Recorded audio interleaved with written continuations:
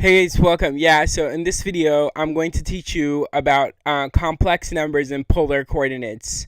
Alright, now remember, in Cartesian or rectangular coordinates, a complex number z can be written as x plus I times y, a real part x and imaginary part y. And yes, the imaginary part is just y, not I times y. Alright. Now, if we plot z on the real imaginary axis, then z could be like this dot here. Now, because we don't actually know the numbers x and y, we can't say that z is in the first quadrant like I have it here, but it doesn't really matter where it is for the analysis to come. So let's work with z being this dot here. All right. Now, we can't say, given two complex numbers, which is bigger. So if I give you 2 plus 3i and I give you like 7 plus 9i, you cannot say which of the two complex numbers is bigger or which is smaller. And that's because complex numbers come with a real part and an imaginary part. So they're like vectors, because vectors come with an x component and then a y component. So the way we put this idea of size on complex numbers is the same way we put the idea of size on vectors, which is by measuring their length from the origin or their distance from the origin, right? Okay, so then for this complex number z, a good way to measure its size or magnitude is to say how far out it is from the origin. So how far out is it radially from the origin, yeah?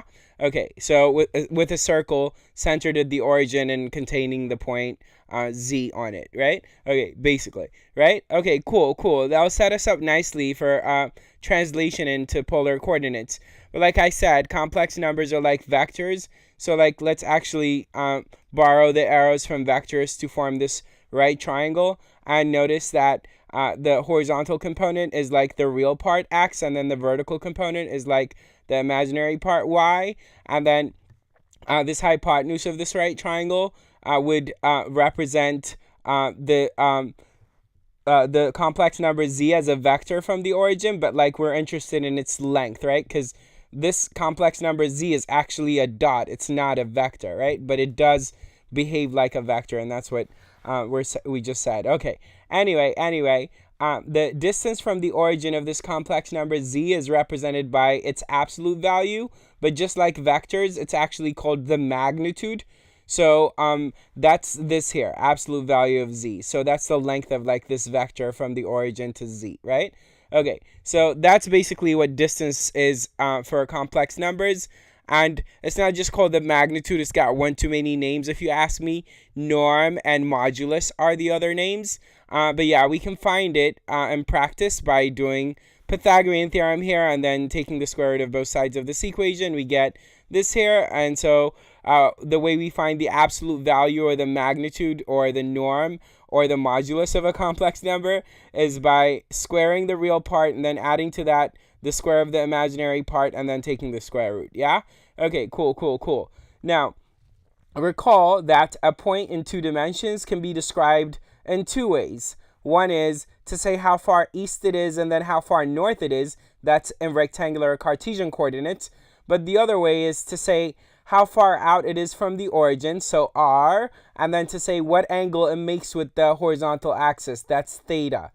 So both ways are good ways to describe a point in two dimensions, and they're unique ways to describe a point in two dimensions, both of them, the Cartesian way and the polar way. And again, the polar way is to say how far out we are from the origin, and then what angle we make with the horizontal axis.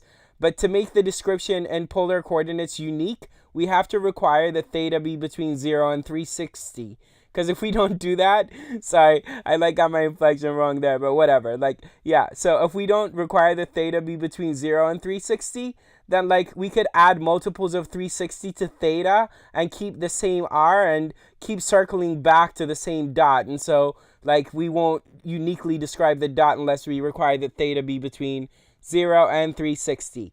All right, otherwise, as I just said, in polar coordinates, instead of horizontal and vertical, we work with r and theta. And here, it's pretty clear that r is the same as the magnitude or the norm or the modulus or the absolute value of z. And so all we have left to do is find theta, and then we could figure out how to write this complex number z equals x plus iy in polar coordinates. So to write a complex number given in rectangular coordinates or Cartesian coordinates and polar coordinates, you need both r and theta. We just figured out how to find r, and how do we find theta is the next question. Well, this triangle is pretty revealing, the right triangle here. And so tangent theta is clearly y over x. So tan theta is the imaginary part divided by the real part. And so taking this equation here involving tan and taking tan inverse of both sides, we can see that theta can be found by doing tan inverse of y over x, tan inverse of the imaginary part of z divided by the real part of z. That gives us theta. Cool. So we've got r, we've got theta, right? And so we're ready to go. Just quick second from polar coordinate lessons, you might know that using this right triangle and recognizing that the magnitude of z, the absolute value of z is r, that we could write this, which is cosine theta is equal to x divided by r, right? Cosine theta in this right triangle is x divided by r, which is the same as the magnitude of z, right? R is. Yeah? And so then, since cosine theta is x divided by r, multiplying both sides of this equation by r, we see that x is r cosine theta. And then similarly, we find that y is r sine theta. These two descriptions of x and y should be very familiar if you've worked with polar coordinates in the past. But yeah, now we've got all the ingredients necessary to rewrite z equals x plus iy in polar coordinates, and that's because we now know what x is, what y is, and how to find theta and r.